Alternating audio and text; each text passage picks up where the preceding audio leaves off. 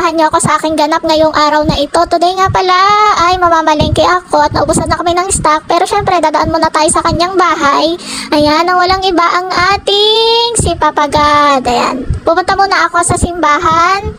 Dadaan muna ako. Syempre, kailangan nating mag-pray na kahit busy tayo, ay kailangan hindi tayo makalimot sa kanya.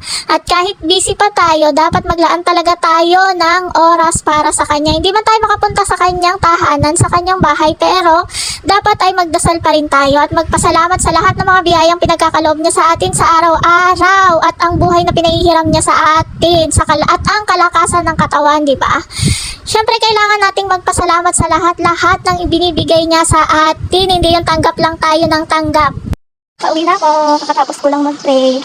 Siyempre, ayan, kailangan pumunta man tayo hindi, pero hindi natin nakakalimutang magdasal. Hindi natin siya makakalimutan. Hindi pa nga pala ako uuwi, pumunta nga pala ako ng palengke at kailangan ko nang bumili ng mga stocks namin. Kasi naubusan na kami ng stock 1 week na rin kasi hindi ako nakapagpalengke. So, ngayon lang ako nagkaroon ng oras para magpalengke. Kaya ito, bibili muna ako ng makakain namin pang isang linggo na naman yan hanggang weekends na. Para hindi na ako palaging lalabas-labas. Siyempre, ito, nakauwi na ako. Ayan, nagmi-mini-miss pa nga si Inday. Sumayaw pa siya sa sobrang saya niya. Kaya siya napasayaw. Siyempre, nakabili tayo ng kaunting prutas. Kasi ang mamahal talaga ng mga bilihin ngayon. Grabe, hindi na nga ako bumili ng repolyo at carrots at sobrang mahal niya. Hindi kaya ng budget. So, bumili ako ng konting prutas. Tapos, bumili na rin ako ng pang-breakfast namin na itlog. Ayan. Siyempre, limited lang yung pera natin. Kaya, hindi natin kailangan gumastos ng malaki at wala rin tayong gagastusin. Kailangan talaga tipid tayo kapag tayo ay namalengke, yung talagang super tawaran tayo, yung marunong talaga tayong tumawad para tayo ay makatipid, diba? Kahit wala tayong kasalanan, tatawad tayo, char. Siyempre, kailangan nating makatipid at makabili ng mababang presyo, diba? Kung papatusin natin yung sobrang mahal, susme, hindi kakasya ang ating budget na pang isang linggo. Kasi ngayon, sobrang mahal ng bilihin. Alam nyo, yung 1,000 ay konti na lang ang nabibili ngayon. Diyos mayo, hindi katulad noon na super mura ng mga bilihin at ang halaga pa ng pera ay malaki. Ngayon kasi, kapag nabarihan mo na ang 1,000 ay hindi ka na titigilan na gumastos-gastos talaga. Kasi nga, sobrang baba ngayon ng pera. Tapos, ang mahal pa ng bilihin. Tapos yun, syempre, nakabili ako ng konting prutas, tapos gulay. Tapos, syempre, kailangan natin ng karne at saka manok.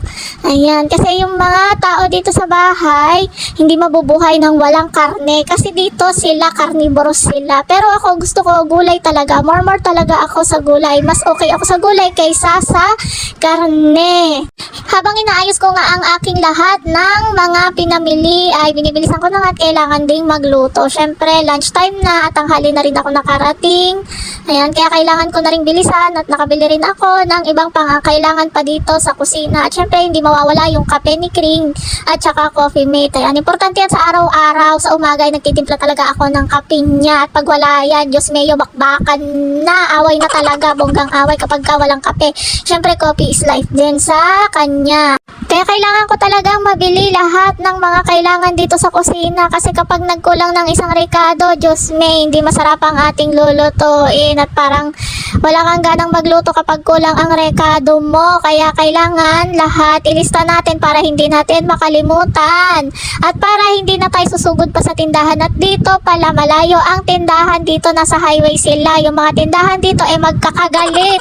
Ang layo kasi nila sa isa't isa. Tapos ang init pa, syempre tag-init na, kaya kailangan ay wala tayo makalimutan na bilihin sa palengke kasi pag no choice na talaga, kaya kailangan talaga yung mga importante ay kailangan nating bilhin para hindi na tayo lumabas at hindi natin makalimutan. Bawal natin makalimutan, kung hindi, Diyos mayo, kasi lalabas pa tayo. Ayoko pa naman na malabas-labas dito at ang layo ng tindahan, kaya kailangan lahat mabili ko na.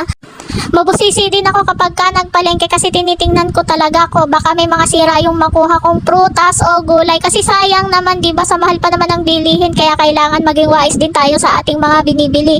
At kailangan bago natin ilagay sa ref hugasan muna natin silang lahat kasi nga galing yan sa palengke. Ngayon na nga lang din pala ako nakabili ulit ng prutas at naisip ko at nakita ko na parang ang ganda ng prutas kaya ayan napabili ako. Tapos ang nabili kong mansanas ay 3 for 100 siya. Okay na rin kasi malalaki siya. Tapos nakabili din ako ng saging. Mahal din ang saging. Nakabili ako ng 1 kilo 70 pesos. Tapos yung mangosteen nakabili rin ako pero kalahati lang yung binili ko at sobrang mahal. Alam naman natin na mahal talaga ang mangosteen. At bihira lang din kasi yung tinda dito na mangosteen kaya nakita ko at napabili ako. Kasi dito hindi ko madalas nakikita ang mangosteen kahit araw ng palengke. Minsan lang talaga silang nagtitinda ng mga mangosteen dito. Kaya nung nakita ko siya, bumili talaga ako kahit mahal. Kasi masustansya talaga ang mangosteen sa katawan natin at kailangan din natin kumain ng prutas paminsan-minsan. Kailangan ng katawan natin yan para hindi tayo magkasakit. Siyempre pag nagkasakit tayo, mahal din naman ang ating gamot. Kaya mas okay nang bumili tayo at kumain tayo ng mga prutas tapos gulay. Siyempre iwas-iwas na rin tayo sa mga karne para hindi tayo ma-high blood at ma-high blood din naman tayo sa presyo ng karne. Diyos mio, napakamahal din naman, hindi nakatulad talaga noon yung mga tinda ngayon. Grabe, nagdoble yung presyo nila kaya yung mga tao nahihirapan din sa mahal ng mga bilihin. Ang budget ko nga pala sa isang linggo ay 1,000. Ayan. Tapos, bumibili lang ako ng karne. 1 kilong karne. Tapos, pag naswerte, bibili ako ng 1 kilong isda. Tapos, 1 kilong manok para sakto na sa amin pang 1 linggo. Kasi 2 lang naman kaming kumakain. At minsan, hindi pa kumakain dito sa bahay si Kring. So, nagluluto na lang ako 1 beses sa isang araw. So, dinner na lang namin kinakain yun. Dinner na lang kami nagkakasabay kumain. At saka yung palengke dito is may araw talaga. Ang bagsakan ay mga mura ang nabibili doon. So, Monday, Wednesday at Friday lang yung bagsakan. Kaya, tinataon ko kapag ka nagpapalengke ako ay araw ng bagsakan para mura yung nabibili ko doon at para kumasya yung pera ko. Kasi sa 1K, wala, konti na lang talaga ang nabibili mo. Depende na lang kung marunong ka talagang mag-budget at marunong kang tumawad sa pagbibilhan mo. Pero minsan hindi talaga kasya yung budget ko na pampalengke. Minsan humihingi ako ng extra kasi hindi ko kaya siyang pagkasyahin lalo at wala na rin condiments. Kailangan syempre natin bumili ng mantika at saka patis, toyo, suka, ganyan. Yung mga pang araw-araw na kailangan natin sa ating pagluluto. Salamat sa panunood.